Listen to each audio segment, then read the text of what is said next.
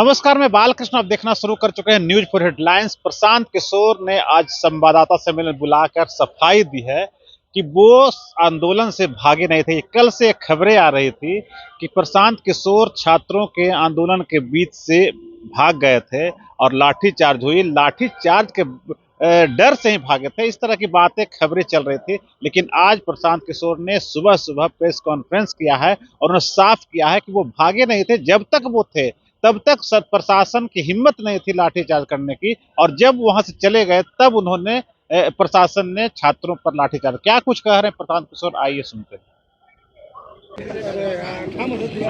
बैठ के बोलना है। हाँ हाँ, बैठ जाइए सर, बैठ जाइए।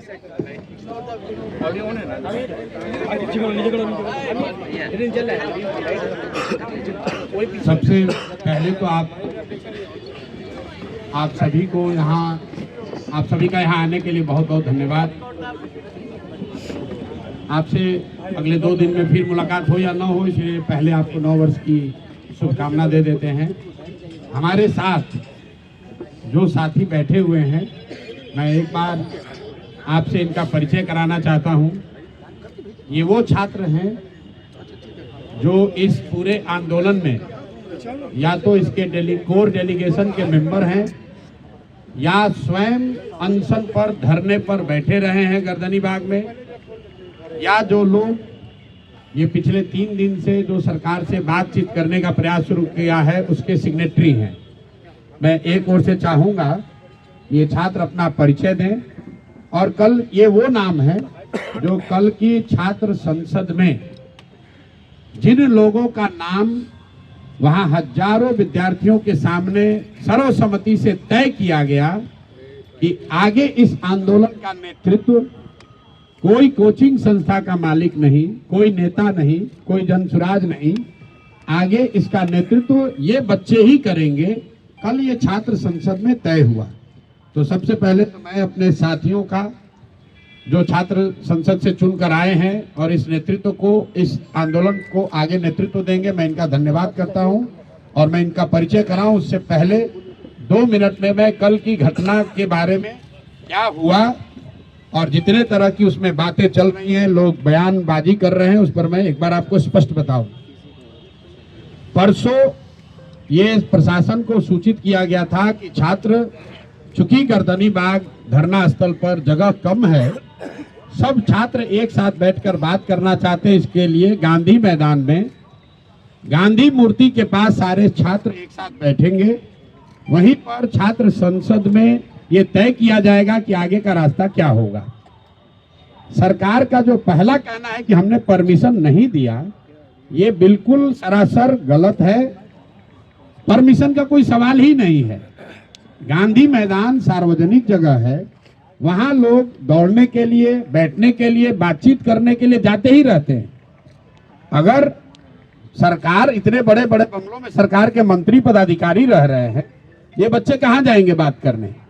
ये वहां कोई धरना प्रदर्शन नहीं कर रहे थे, आपस में बैठकर बातचीत करने के लिए। चूंकि संख्या बड़ी थी तो ये तय किया गया कि गांधी मैदान में गांधी मूर्ति के नीचे बैठकर सब लोग बात करेंगे। आपने खुद देखा, सारे छात्र वहां जमा हुए, कोई गलती किसी ने नहीं की, कोई हल्ला हंगामा नहीं हुआ, छात्रों ने आपस में बातचीत करी, कोई तोड़ फोड़ नहीं हुई। छात्रों ने अपने आगे का नेतृत्व का चयन किया। फिर वहां से हम लोगों ने तय किया कि सरकार को अपनी मांगों को देने के लिए हम लोग जाकर उनको ये ज्ञापन देंगे। चलने से पहले 2 निर्णय हुए सर्वसम्मति से। पहला निर्णय ये था कि हम लोग कोई भी ऐसी गतिविधि नहीं करेंगे जिसको सरकार इल्लीगल कह सके। तो हम लोग पैदल चलेंगे, कोई तोड़फोड़, कोई हल्ला हंगामा नहीं होगा। सरकार जहां भी हम लोग को रोकेगी, हम लोग वहीं पर बैठ जाएंगे। हम लोग गांधी मैदान से निकले हैं।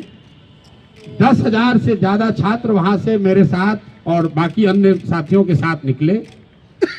जब हम लोग जेपी गोलंबर के आसपास पहुंचे हैं, जो मौर्या और बिस्कोमान के पास, वहां पर पुलिस प्रशासन ने हम लोग को रोका। सारे छात्र वहां शांति से बैठे हुए थे। ये मीडिया ने भी दिखाया, आप सब लोग वहां थे। उस दौरान हम लोगों ने वहां के प्रशासन से बातचीत शुरू की इस स्थिति को डिफ्यूज करने के लिए। पहला प्रस्ताव प्रशासन की ओर से ये आया कि आप छात्रों के डेलीगेशन से सरकार की ओर से बीपीएससी के सेक्रेटरी मिलने को तैयार हैं, जिसको वहां पर बैठे छात्रों ने सबने खारिज कर दिया। फिर आधे घंटे करीब 15-20 मिनट के बाद यहाँ के मुख्य सचिव अमृतलाल मीना जी ने से बात होने के बाद उन्होंने कहा कि वो छात्रों के डेलीगेशन से मिलने के लिए तैयार हैं। इस बात की हम लोगों ने वहां घोषणा की। वहां से दो बातें हुई। एक तो पब्लिक एड्रेस सिस्टम बड़ा नहीं होने की वजह से, क्योंकि वहां बहुत बड़ा कोई माइक तो था नहीं, वहां पर ये घोषित किया हमने कि भाई 5 साथी आपके बीच से जो हमारे अगल बगल बैठे हैं, ये लोग मुख्य सचिव के यहाँ जाएंगे, बात करेंगे और जो नतीजा निकलेगा अगर छात्रों के मनोनुकूल हो तो उसको स्वीकार किया जाएगा, अगर छात्रों के मनोनुकूल न हो तो फिर आगे का आंदोलन चलता रहेगा। वहां से मैंने छात्रों से अपील की कि सारे लोग आप लोग चलिए, जिसको घर जाना है घर जाइए, जिसको वापस गांधी मैदान चलना है गांधी मैदान चलिए। वहां से मैं निकला हूं और बिस्कोमान पर मैंने फिर मीडिया के कई साथियों को वहां पर ये सारी बातें मैंने बताई है। फिर बिस्कोमान से गांधी मैदान वापस जाकर हम 45 मिनट तक बैठे रहे हैं और मेरे साथ जिन लोगों को भी, जो छात्र भी हमारी बात सुन पाए थे, वो सब छात्र हमारे साथ वापस वहां गए। 10,000 से ज्यादा का जो क्राउड था उसमें आधे से ज्यादा लोग अब चले गए। 1,000-2,000 लोग वहां टिके रहे। उसमें अलग अलग मत के लोग थे। कुछ लोगों का ऐसा मानना था कि भैया हम लोग यहाँ आ गए हैं तो अब हम लोग पीछे नहीं हटेंगे, हम लोग को यहीं बैठे रहना है। कुछ लोग हम लोग की ओर से प्रयास कर रहे थे समझाने का कि भाई अगर आपको बैठना भी है तो चल के गांधी मैदान पर फिर बैठा जाए। हमने वहां बैठकर बुलाने की कोशिश भी की। कुछ छात्र नेता आए, कुछ नहीं आए।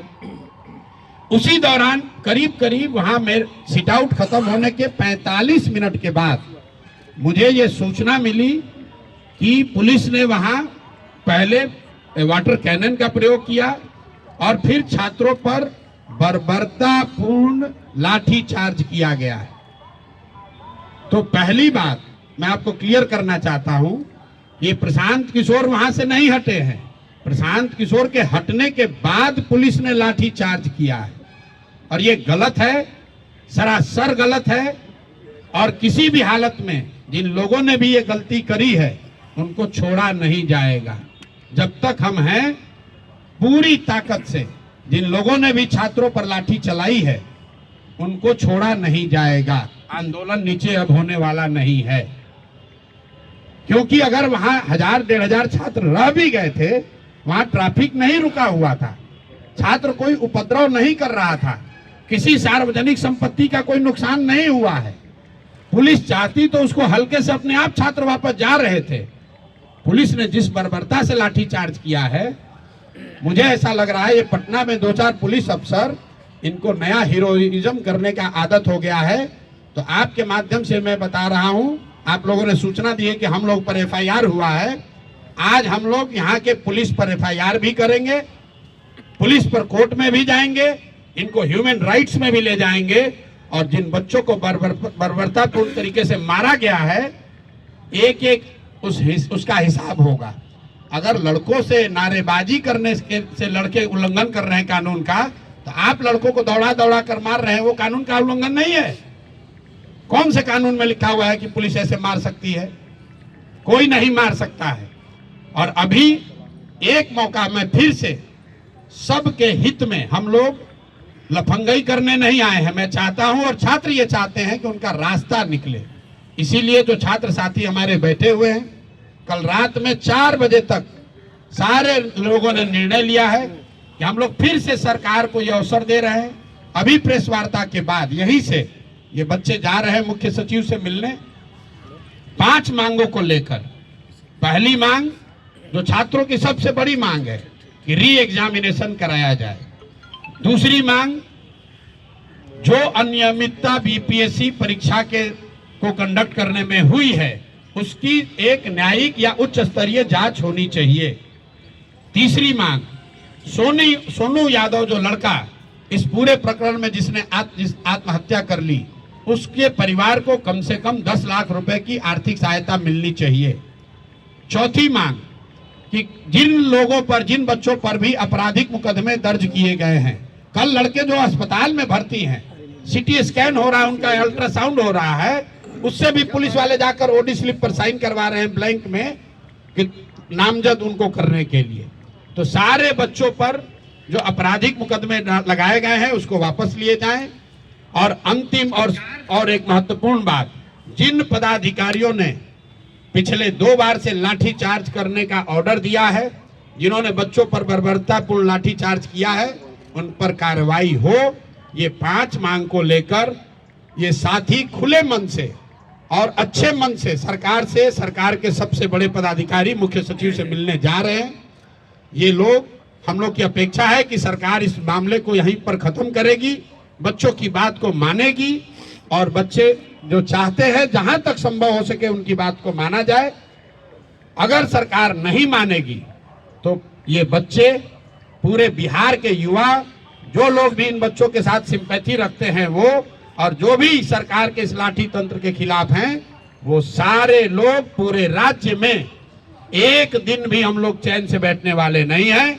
और 2 जनवरी से अगर ये मामला नहीं निपटा तो मैं स्वयं प्रशांत किशोर, मैं इनडेफिनिट यहाँ पर धरने पर खुद बैठूंगा इन बच्चों के समर्थन में, इन 5 मांगों के समर्थन में। कहीं एक कदम भी पीछे हटने का सवाल नहीं है। बिल्कुल आप समझ लीजिए, छात्रों का आंदोलन है, खुला है मंच, हर दल के, हर विचारधारा के लोग उसमें आते हैं। कोई कुछ बोल दिया, कोई बात नहीं है, वो छात्रों का आपस का मामला है। ये जो लड़के हैं अगर हमारे खिलाफ बोल रहे हैं, पक्ष में बोल रहे हैं, कोई शिकायत नहीं है, मेरी इनसे कोई शिकायत नहीं है। हम राजनीति करने नहीं आए हैं।